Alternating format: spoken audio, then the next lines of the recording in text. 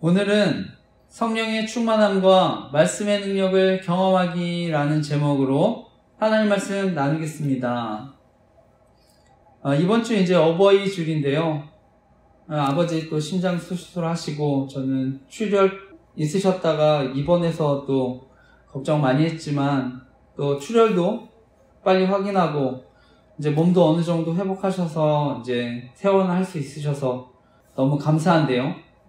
그리고 또 이제 어버이 주일인데 또 함께 예배 드릴 수 있어서 감사한데 다들 또 가정 안에 또 부모님 모시고 계신 분들 있으실 줄 압니다. 그래서 부모님들도 건강하시도록 또 함께 기도했으면 좋겠습니다. 이번에 보니까 또 여당에서는 대통령 후보 단일화 문제로 또 굉장히 또 시끄러웠었는데요. 전문가들은 이번 사건을 두고 아마 대선 이후 누가 당권을 장악하느냐 또 그 관심 때문에 또 싸웠던 것이라고 하는데 저는 지금 여당이든 야당이든 지도자들이 저는 국민들보다는 어떻게 해서든 또 권력을 저는 차지하려고 해서 현재 이런 대한민국에 큰 위기들이 있다고 생각합니다. 그래서 바라기는 정말 대한민국이 어떤 이익 집단 또 정치 집단이 좌우한 나라가 아니라 정말 하나님이 통치하시도록 함께 기도했으면 좋겠습니다. 무엇보다 저는 또 선거, 투표의 공정성이 중요하다고 생각하는데요. 선거가 공정하게 이루어지도록 또 함께 기도했으면 좋겠습니다. 그리고 오늘 이제 저의 설교를 처음 들으시는 분들도 계실 텐데요. 저희 교회는 온라인 선교도 하고 있습니다. 그래서 저는 이단의 위험성에 대해서는 또 많이 알려졌지만 또 잘못된 복음과 영성운동의 위험성에 대해서는 또 사람들 잘 모를 수 있다고 생각해서요. 이러한 위험성을 알리고 있습니다. 그래서 바른 복음이 전해지도록 블로그 만들어서 운영하고 있는데 저는 무엇보다 정말 바른 복음을 통해서 진정한 구원의 축복을 또 누리셨으면 하는 마음으로 사역을 하고 있습니다. 그리고 현재 궁극적으로 대한민국의 혼란 저는 영적인 혼란이라고 생각합니다. 그래서 정말 온 교회가 하나님만을 의지하고 바라봤으면 하는 마음인데 함께 또 기도했으면 좋겠습니다. 그리고 요즘에 이제 유심칩 해킹됐다고 해서 또 논란이 됐는데 저는 오늘날 정보통신 발달하면서 범죄들 또 노출될 수 있다고 생각합니다. 여러 가지 범죄들에. 그래서 제가 홈페이지나 카페 블로그에 또 통신사와 개인정보를 다루는 사람들에 관한 기도 제목 수정해서 또 올렸습니다. 그래서 기도해 주시기 부탁드립니다. 무엇보다 이제 이런 개인정보들 조직 스토킹과 같은 범죄에 이용당하지 않도록 기도했으면 좋겠습니다. 저는 돈과 권력 가진 사람들 자신의 기득권을 위해서 저지르는 범죄, 조직 스토킹 범죄라고 생각해서요. 이건 이익 집단, 정치 집단 다 마찬가지라고 생각합니다. 또 영적 지도자들도 범죄에 가담할 수 있다고 생각해서 위험성을 알리고 있습니다. 또 교회 홈페이지, 카페 등을 읽어보시고 피해당하지 않도록 하셨으면 좋겠습니다. 제가 이러한 조직 스토킹, 또 권력형 성범죄, 또 피해자들 위해서 또 도우려고 조직 스토킹 생명지킴이 카페를 만들어서 돕고 있는데요. 그런데 이제 또 제가 이런 사역하면 방송이나 연예인 이용해서 저는 성범죄자 이미지로 교묘하게 또 괴롭힌다고 생각합니다. 그래서 저뿐 아니라 우리 가족, 이웃들 또 어려움 당할 수 있다고도 생각하는데 피해당하지 않도록 또 기도 부탁드립니다. 그래서 바라기는 정말 저는 대한민국이 안전하고 행복한 나라가 되도록 함께 기도해 주시기 부탁드립니다. 예, 오늘 말씀은요. 이어서 이제 바울의 3차 선교 여행 중에 그 중에서도 이제 에베소 사역에 대한 말씀입니다. 그래서 오늘 앞서 2차 선교 여행 때 잠시 들렀었던 그 에베소에 다시 들러서 복음을 전하는 말씀입니다. 오늘 말씀의 제목은요. 성령의 충만함과 말씀의 능력을 경험하기라는 제목으로 이 시간 말씀 나누려고 하는데요. 오늘도 말씀을 통해서 하나님이 저와 여러분 교훈하시고요. 이번 한 주도 우리가 그 말씀 붙들고 살아갈 때 하나님의 사랑과 인도하심을 경험하는 한 주 되시기를 간절히 기도하고 축복합니다. 오늘 나누고 싶은 핵심적인 교훈은요. 성령의 충만함과 말씀의 능력을 경험할 때 우리에게 진정한 신앙생활에 기쁨이 있다는 것입니다. 그래서 오늘 말씀은요, 바울의 3차 선교여행 중에 있었던 또 에베소에서의 사역에 대한 말씀입니다. 우리가 다시 한번 19장 1절에서 7절까지의 말씀을 다시 한번 읽어보겠습니다. 읽겠습니다. 시작. 아볼로가 고린도에 있을 때 바울이 윗지방으로 다녀 에베소에 와서 어떤 제자들을 만나 이르되 너희가 믿을 때 성령을 받았느냐 이르되 아니라 우리는 성령이 계심도 듣지 못하였노라. 바울이 이르되 그러면 너희가 무슨 세례를 받았느냐 대답하되 요한의 세례니라. 바울이 이르되 요한이 회개의 세례를 베풀며 백성에게 말하되 내 뒤에 오시는 이를 믿으라 하였으니 이는 곧 예수라 하거늘 그들이 듣고 주 예수의 이름으로 세례를 받으니 바울이 그들에게 안수하매 성령이 그들에게 임하심으로 방언도 하고 예언도 하니 모두 12사람쯤 되니라. 아멘. 말씀을 보면은요, 오늘 바울이 갈라디아 지방, 부르기아 지방 지나서 이제 에베소에 도착하는 말씀입니다. 그래서 2차 여행 당시에는 아덴, 고린도라고 하는 유럽의 큰 도시에서 복음을 전했는데, 그리고 이제 돌아오는 길에 아시아의 큰 도시라고 하는 에베소에 들렀었습니다. 그런데 바울은요, 예루살렘으로 이제 아마 배 시간에 맞춰서 서둘러 떠났던 것 같은데요. 그리고 하나님 뜻이면 내가 다시 돌아오겠다 약속하고요. 다시 약속대로 돌아와서 이제 사역을 시작하는 것입니다.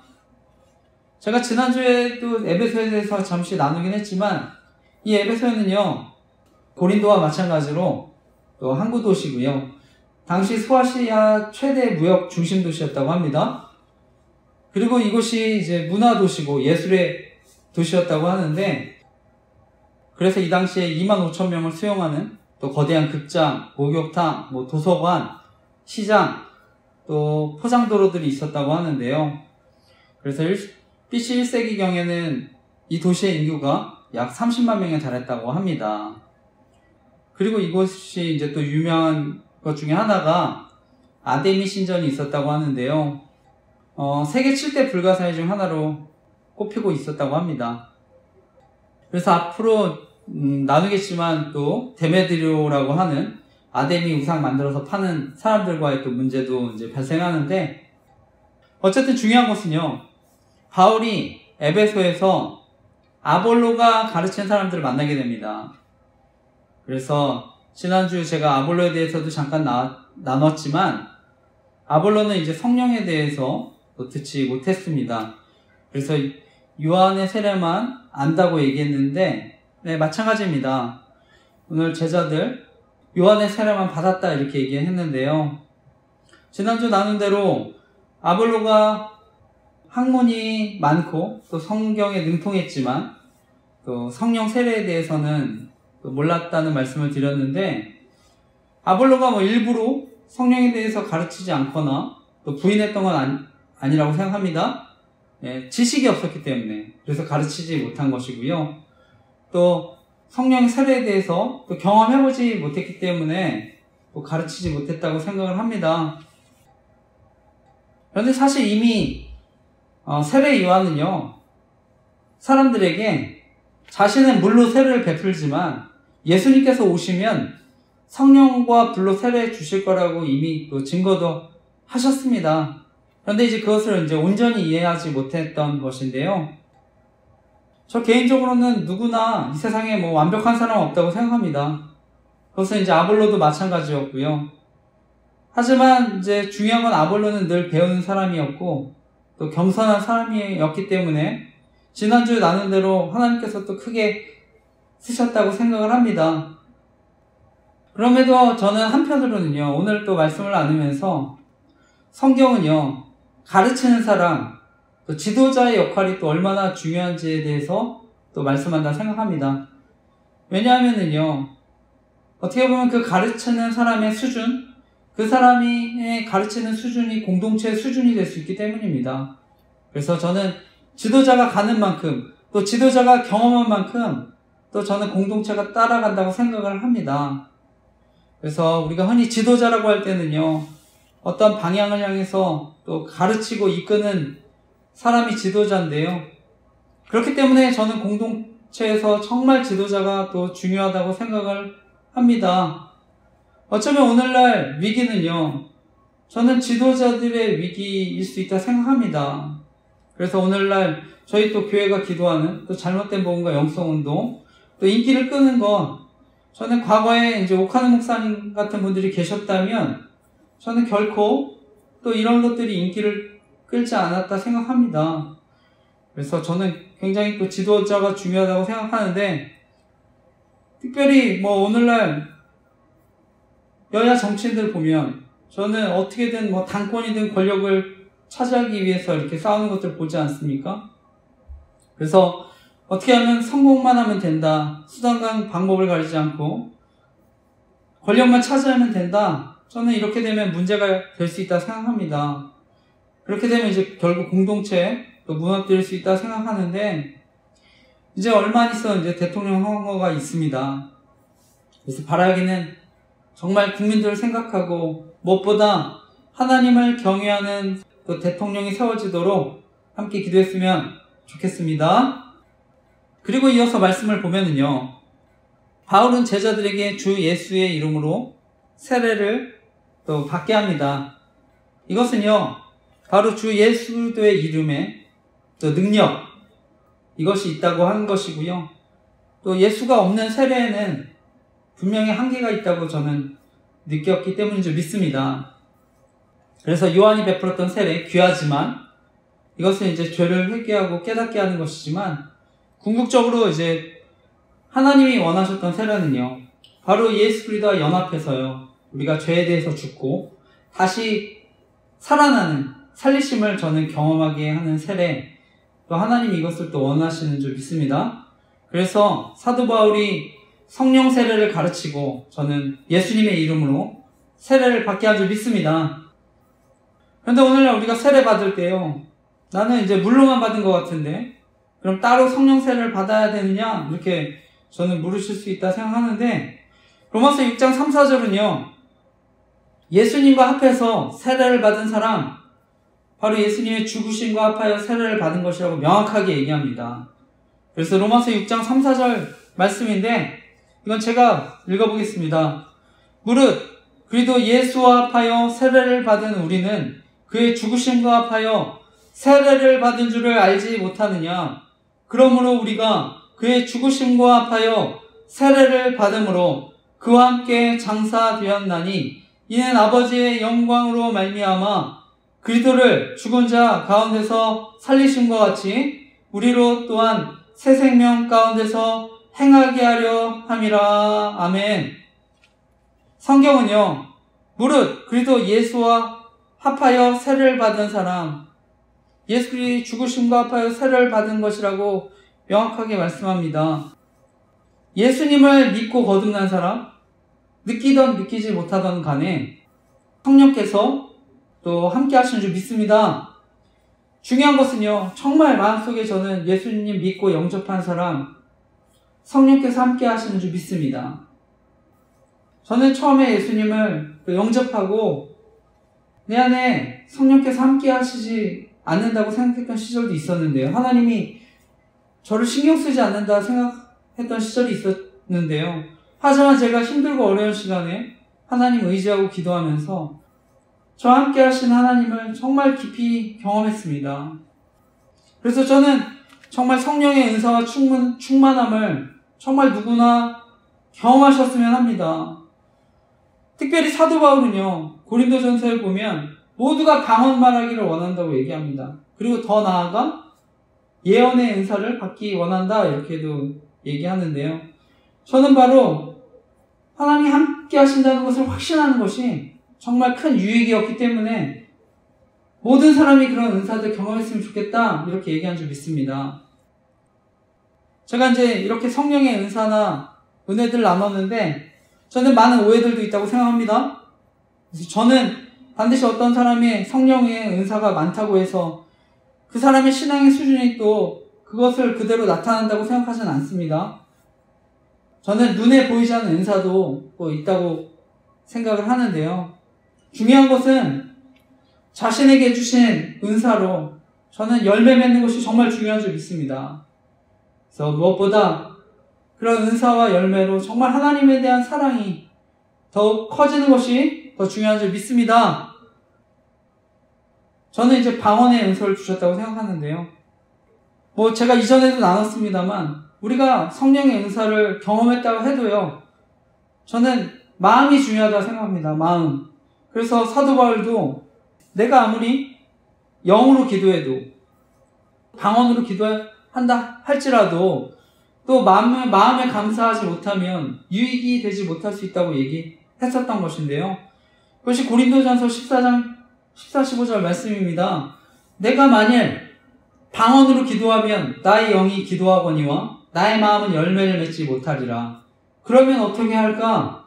내가 영으로 기도하고 또 마음으로 기도하며 내가 영으로 찬송하고 또 마음으로 찬송하리라. 아멘. 바울은요, 이런 영적인 은사를 경험했다고 해도 마음은 열매 맺지 못할 수 있다고 얘기하는 것입니다. 그렇기 때문에 반드시 마음으로 감사했다고 하는 것인데요. 저 개인적으로는요, 항상 이제 기도할 때 저는 기도 제목, 또 감사일기 둘 다 보고 또 기록하면서 기도하고 있습니다. 그래서 기도를 시작할 때 감사일기를 쓰고요. 기도가 끝날 때도 감사일기를 쓰면서 마무리를 하고 있습니다. 그래서 저는 중요한 것은 우리가 어떤 영적인 은사를 주시든 간에 감사로 또 하나님께 영광 돌리는 것 가장 또 하나님 기뻐하시는 것인 줄 믿습니다. 이어서 말씀을 보면 제자들은요, 이 바울의 세례를 받고 성령이 임합니다. 그런데 우리가 반드시 기억해야 될 것은요, 성령의 세례는요, 단 한 번만 받지만요, 성령의 충만함은 계속 반복해서 경험할 수가 있다고 하는 것입니다. 오늘 어버이 주일인데요, 하나님은 저와 여러분의 아버지가 되십니다. 영적인 부모님이 되십니다. 성경에 보면 그 아버지 되신 하나님이 우리에게 가장 좋은 것 주신다고 말씀합니다. 너희가 악할지라도 좋은 것을 자식에게 줄 알거든. 하물며 너희 하늘 아버지께서 구하는 자에게 성령을 주시지 않겠느냐 하시니라. 아멘. 하나님은요, 구하는 자들에게 성령을 주신다고 말씀합니다. 바로 하나님 자신입니다. 가장 좋은 것 주신다고 말씀합니다. 자신을 주시겠다고 말씀하시는 것입니다. 그래서 바라기는 정말 성령의 충만함을 구하시기를 바랍니다. 그리고 히브리서 4장 16절 말씀처럼 때를 따라 돕는 은혜 구하시기를 바랍니다. 그럼 하나님께서 구하는 자에게 가장 좋은 것 주시고 때를 따라 돕는 은혜 부어주실 줄 믿습니다. 그리고 이어서 말씀을 보면 이제 바울이 두란노 서원에서의 말씀 사역에 대한 말씀이 이어지는데요. 그 말씀도 8절에서 10절까지 말씀도 또 이어서 읽어보겠습니다. 8절에서 10절 읽겠습니다. 시작. 바울이 회당에 들어가 석 달 동안 담대히 하나님 나라에 관하여 강론하며 권면하되 어떤 사람들은 마음이 굳어 순종하지 않고 무리 앞에서 이 돌을 비방하거늘 바울이 그들을 떠나 제자들을 따로 세우고 두란노 서원에서 날마다 강론하니라. 2해 동안 이같이 하니 아시아에 사는 자는 유대인이나 헬라인이나 다 주의 말씀을 듣더라. 아멘. 바울은요, 회당에 들어가서 석 달 동안 담대히 하나님 나라에 대해서 강론했다고 얘기합니다.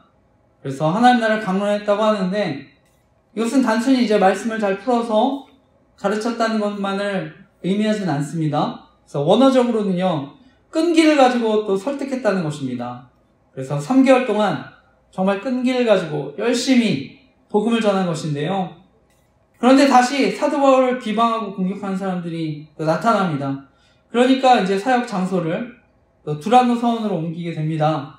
그래서 그곳에서는 날마다 2년 동안 강론했다고 하는데 중요한 것은 이때 이 두란노 사역 기간에 유대인이나 헬라인이나 또 아시아에 사는 모든 사람 복음을 듣게 되었다고 하는 것입니다. 저는 이 사도 바울이요, 바로 하나님의 말씀의 능력이 있기 때문에, 운동력이 있기 때문에, 그것을 잘 알았기 때문에 그 말씀의 능력을 의지해서 이렇게 열정적으로 사역한 줄 믿습니다. 그리고 오늘 마지막은요, 그 이후에 에베소에 일어나는 부흥에 대한 말씀입니다. 오늘 마지막 11절에서 20절 좀 긴데요, 이것도 같이 함께 읽겠습니다. 마지막 에베소에서 일어났던 부흥에 대한 말씀입니다. 19장 11절에서 20절 읽겠습니다. 시작. 하나님이 바울의 손으로 놀라운 능력을 행하게 하시니 심지어 사람들이 바울의 몸에서 손수건이나 앞치마를 가져다가 병든 사람에게 얹으면 그 병이 떠나고 악귀도 나가더라. 이에 돌아다니며 마술하는 어떤 유대인들이 시험 삼아 악귀 들린 자에게 주 예수의 이름을 불러 말하되 내가 바울이 전파하는 예수를 의지하여 너에게 명하노라 하더라. 유대 한 제사장 스게와의 7 아들도 이 일을 행하더니 악귀가 대답하여 이르되 내가 예수도 알고 바울도 알거니와 너희는 누구냐 하며 악귀 들린 사람이 그들에게 뛰어올라 눌러 이기니 그들이 상하여 벗은 몸으로 그 집에서 도망하는지라. 에베소에 사는 유대인과 헬라인들이 다 이 일을 알고 두려워하며 주 예수의 이름을 높이고 믿은 사람들이 많이 와서 자복하여 행한 일을 알리며 또 마술을 행하던 많은 사람이 그 책을 모아 가지고 와서 모든 사람 앞에서 불사르니 그 책값을 계산한즉 즉 5만이나 되더라. 이와 같이 주의 말씀에 힘이 있어 흥왕하여 세력을 얻으니라. 아멘. 오늘 말씀의 마지막을 보면은요, 나중에 바울의 몸에 손수건, 앞치마 가져다가 병든 사람까지 이렇게 얹으면 병이 떠나고요, 귀신도 나갔다고 합니다. 그만큼 하나님께서 바울에게 큰 권능을 주셔서 행하게 하신 것인데요, 그 중에 유대 제사장 스게와 7 아들은요, 바울 흉내내서 귀신을 쫓아내다가 오히려 귀신에게 쫓겨 도망하면서 진짜 바울이 하나님의 사람으로 또 드러나기도 합니다. 그리고 에베소에 이제 마술을 행하는 사람들이 있었는데요, 마술책을 전부 불태울 정도로 이런 대대적인 회개가 또 일어납니다. 이처럼요, 에베소에 놀라운 이적과 회개가 일어났던 것인데요, 놀라운 부흥이 일어났던 것인데, 오늘 말씀의 마지막은요, 결국 두란노에서의 말씀 사역이 아시아 전역에 얼마나 큰 영향을 끼치게 되었는지에 대한 말씀입니다. 그리고 오늘 마지막에 읽었던 본문, 주의 말씀에 힘이 있어 흥왕하여 세력을 얻게 되었다, 이렇게 끝납니다. 저는 바울이요, 1, 2차 선교행에서 깨달은 가장 큰 교훈이 있었다면 아마 복음이 자신의 능력이 아니라 하나님의 능력으로 전해지는 것이었다고, 이것을 깨닫게 된 줄 믿습니다. 그래서 이제 앞서 개척했던 교회들 돌아보기도 했지만, 저는 약 3년에 걸쳐서 바로 에베소에서 하나님의 능력을 의지해서 또 에베소에서 장기간 또 말씀 사역에 집중한 줄 믿습니다. 그래서 결국 집중적으로 바울이 두란노 서원에서 말씀으로 또 사람들이 양육했기 때문에 이러한 부흥이 또 일어나게 된 줄 믿습니다. 사도행전 20장 31절에 보면은요, 바울은 또 이렇게 고백합니다. 그러므로 여러분이 일깨어 내가 3년이나 밤낮 쉬지 않고 눈물로 각 사람을 훈계하던 것을 기억하라. 사도 바울은요, 에베소 장로들에게요, 3년이나 밤낮 쉬지 않고 눈물로 훈계했던 것을 기억하라고 얘기합니다. 저는 이러한 바울의 열정, 말씀 사역의 결과가 결국 에베소에서의 부흥을 일으킨 줄 믿습니다. 그리고 그 에베소가 또 수리아 안디옥 이후에 새로운 이방 선교의 중심이 또 된 줄 믿습니다. 저는 오늘 말씀 보면서 바울이요, 결국 자신의 능력이 아니라 또 하나님만을 좀 의지했기 때문에, 또 말씀만 의지했기 때문에 결국 에베소 부흥이 일어난 줄 믿습니다. 네, 말씀을 마치면서요, 과거 예수님이 이 땅에 계실 때 세례 요한을 칭찬하십니다.